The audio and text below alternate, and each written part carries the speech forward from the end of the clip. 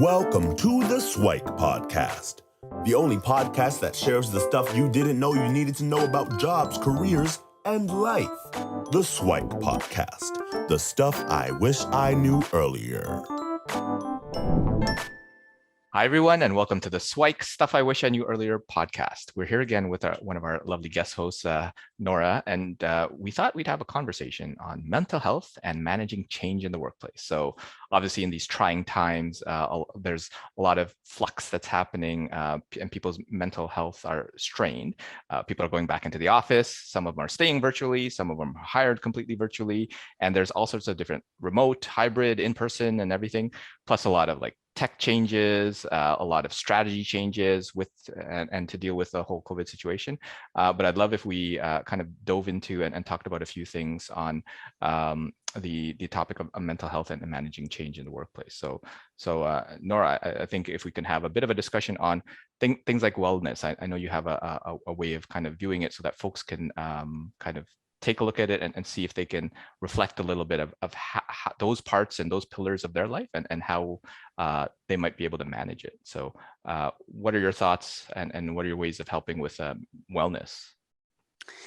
Thanks, Luki. Happy to be on and recording this this episode with you again after quite a while. It's been a while. And this is a topic that's really become this past year dear to me, and it wasn't before because I guess I just took life for granted like many people, and then the pandemic kind of threw us into a whole other world and reality. So one of the things now as we well, I'd say we're in the endemic, post COVID-19 and starting to get back to going into the office and starting to get back to real life a little bit or how life was, is that there are some people who have experienced a lot of mental health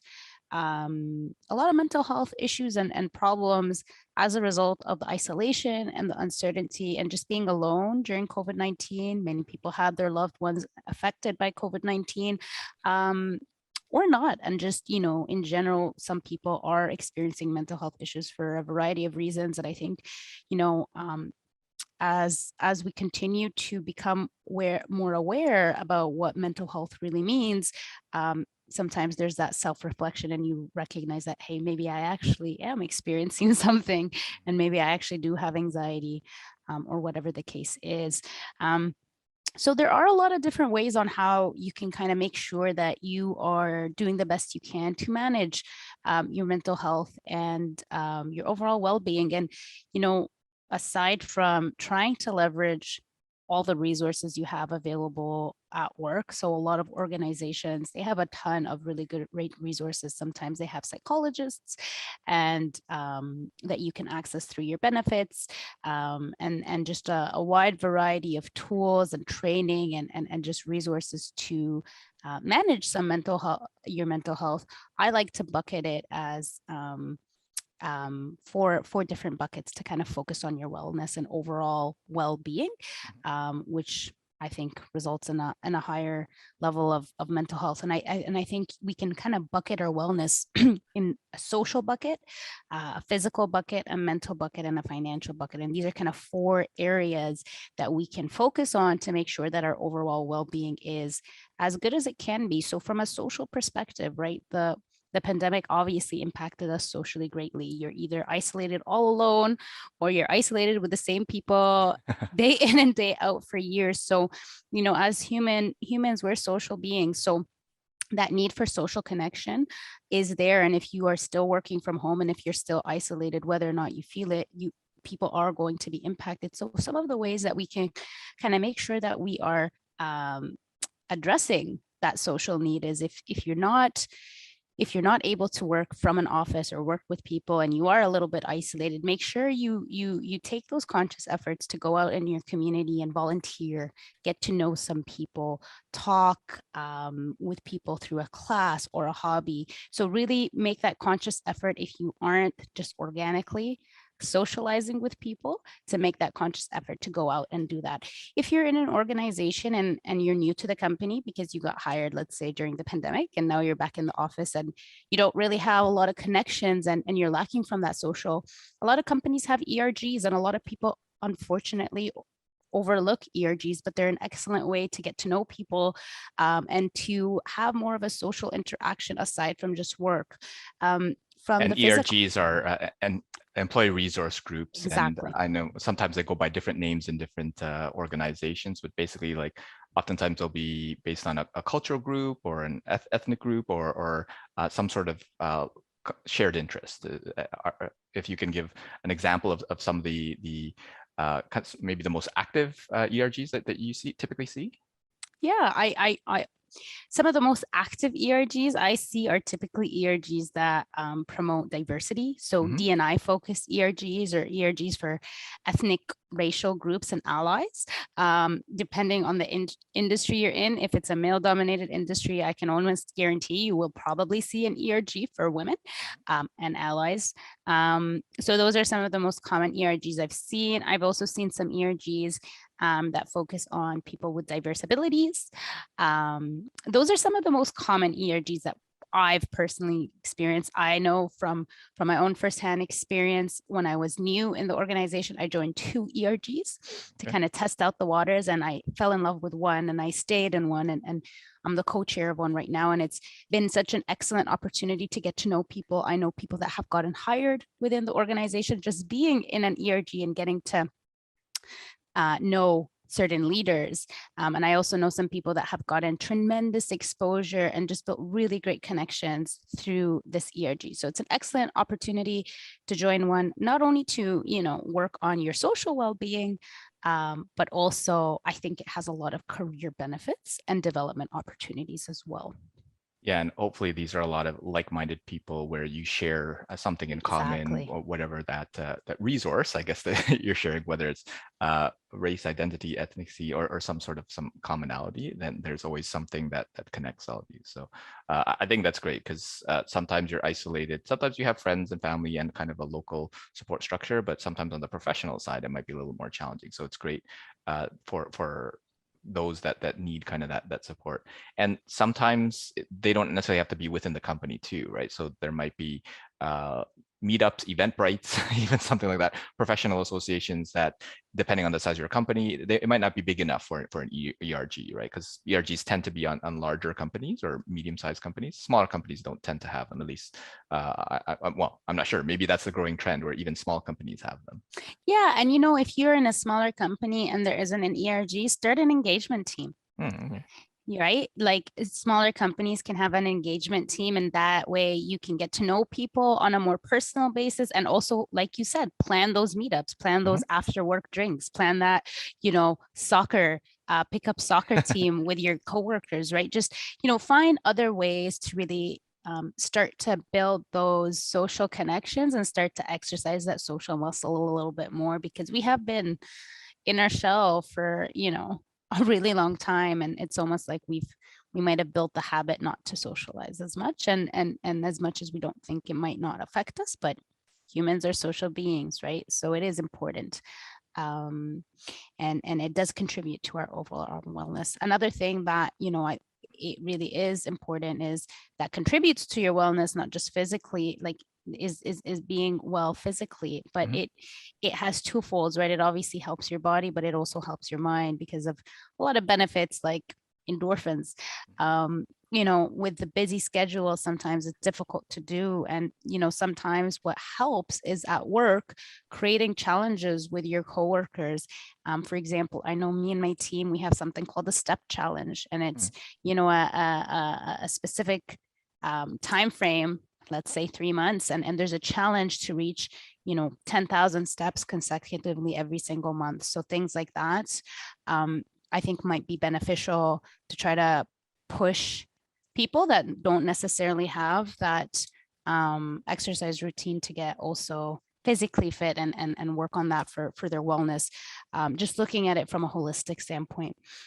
We also have financial wellness. So a lot of times employers, and the unfortunate thing is that a lot of employees don't know this, but through your employer, if you do have a pension plan, or if you do have some kind of a retirement savings or just savings plan through one of the bigger firms like Manulife or Sun Life, a lot of times there are resources for you, whether it's just online tools or whether it's connecting with an advisor to actually plan your finances.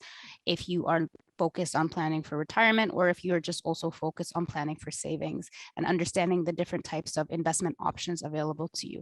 The unfortunate thing is that we find that a lot of employees aren't leveraging those resources because they just don't know it's available, or it seems overwhelming to them. Use them, because when you feel that you are secure and you have financial wellness, that's a big piece of the puzzle For sure. for your overall wellness. And if you don't have that available at work, I would recommend seek it out.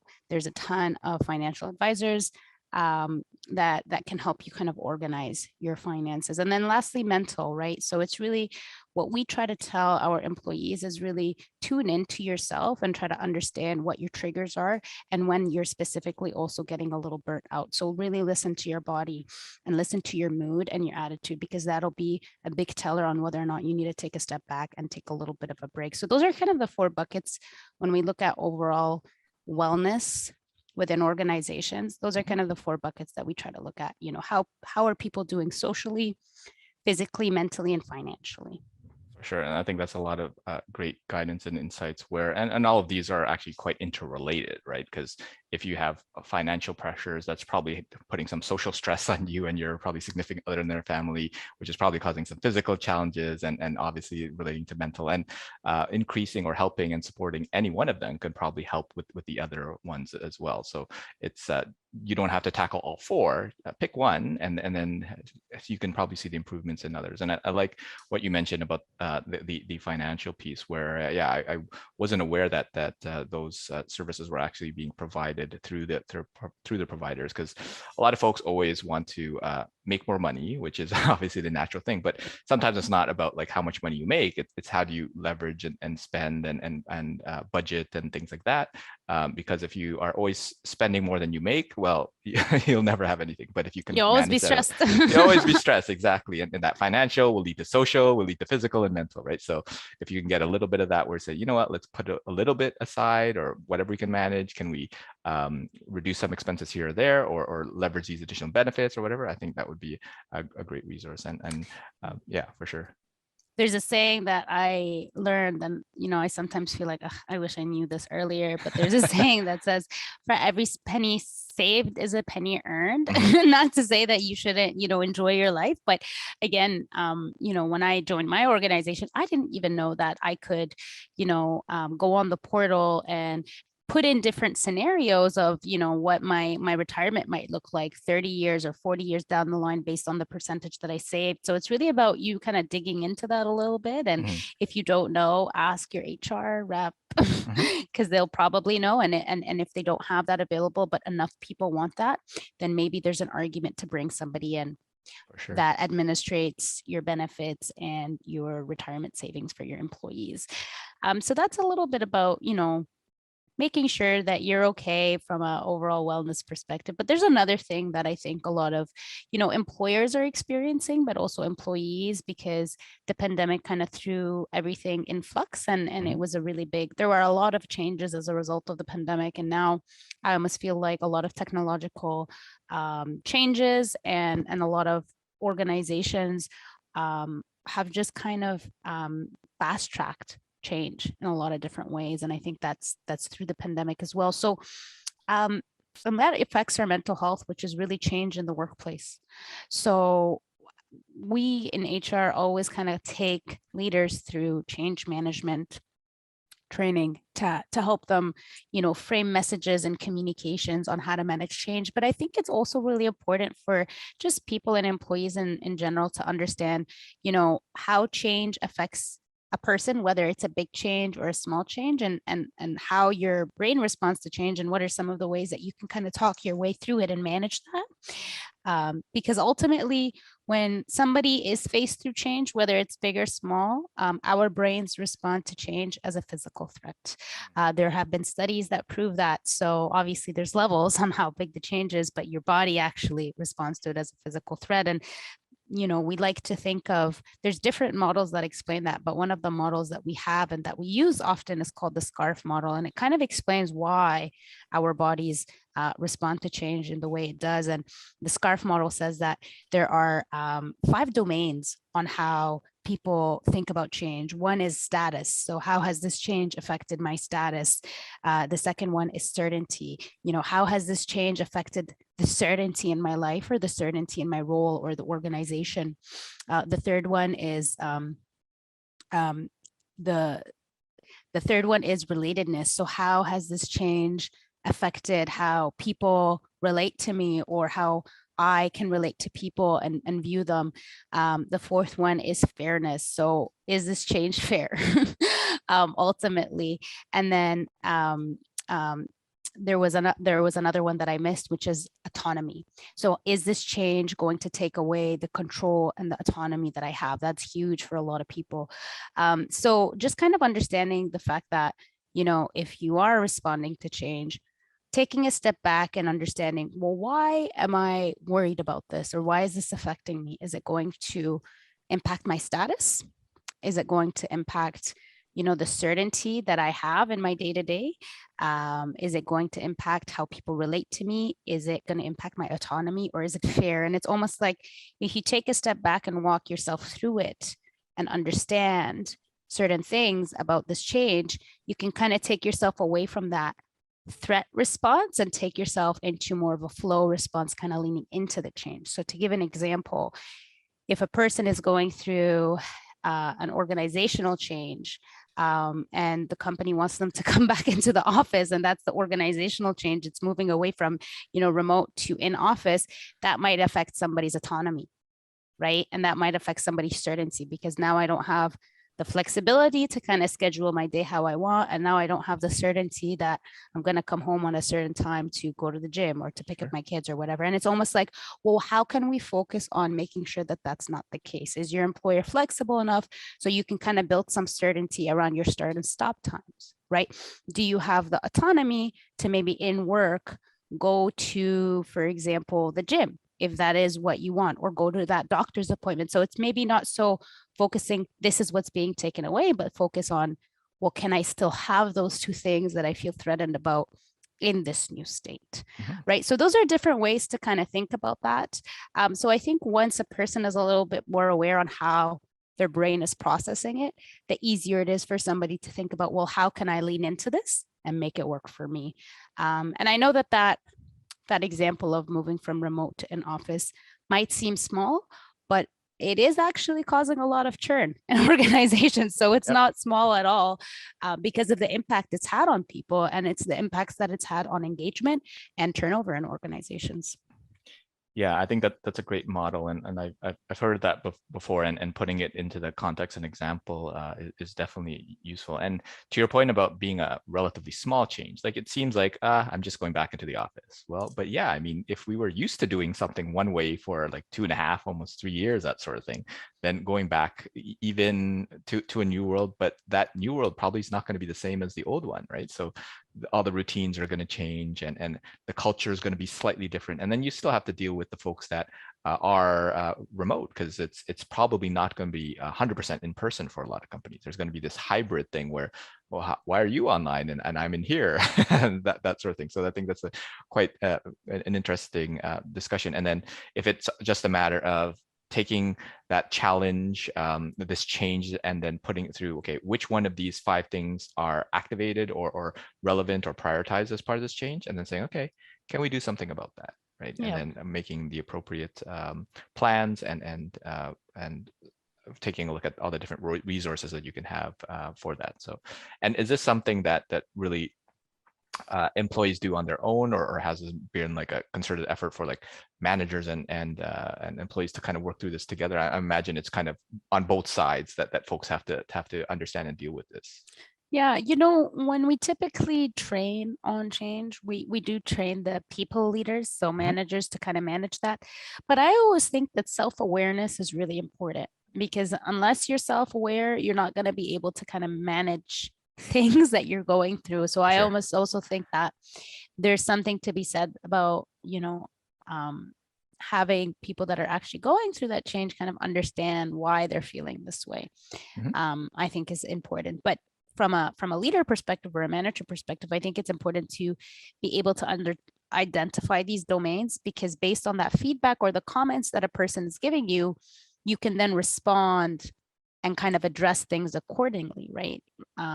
And rather than perceive something that's super neutral and be surprised as to why the response is very negative, kind of actually actively listen to what's being told and say, okay, so I get it. So now they're uncomfortable with the uncertainty. I, as a leader, can't provide them with any certainty right now. Let me try to focus on creating certainty around our processes, or creating certainty around our shared goals, or creating certainty around the value that they bring, right? So I think it's important on both ends.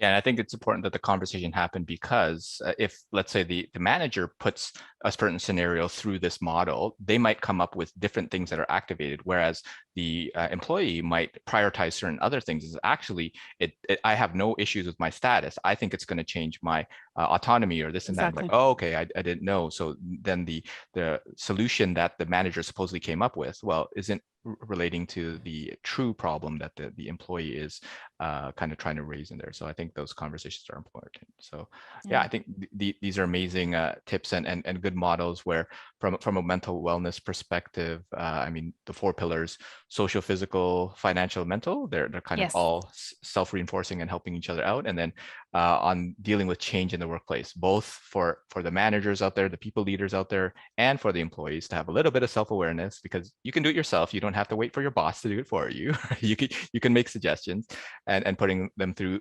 the scarf, where it's status, certainty, autonomy, relatedness, and fairness, and then see which ones are kind of the triggers for you that you have to deal with and need to be adjusted as you deal with change in the workplace. So I think all of these are great models for folks to deal with wellness and change in the workplace. So are there any other parting words of wisdom that you'd want to share in regards to these 2 topics? Just, take time off as much as you need and monitor yourself. So make sure that you're listening to your body and your mind, and just kind of be, I'd say, self-aware. Is kind of the biggest piece of info or advice I give. Yeah, and I think it's given a lot of folks a good opportunity to have these conversations, because a lot of these things still happened pre-COVID, right? But it put a big magnifying glass on it, because now it's really out in the open and it's really hitting people hard. So now these good conversations can happen and kind of take 1 step back to take 2 steps forward, so to speak. So hopefully a lot of folks will be able to deal with this in whatever the new world brings to us. So thanks so much, Nora, for sharing your wisdom and your insights, and hopefully we have you back for a future episode. Thanks for having me. Thanks for joining us on the SIWIKE Stuff I Wish I Knew Earlier, the podcast. If you like the podcast, please subscribe on iTunes, Stitcher, or wherever you found this podcast. And if you can give us a review, that would be very appreciated. Feel free to contact me on LinkedIn at Lukidanu, LUKIDANU, and the same on most social media platforms. And I look forward to hearing from you. Thanks. Bye.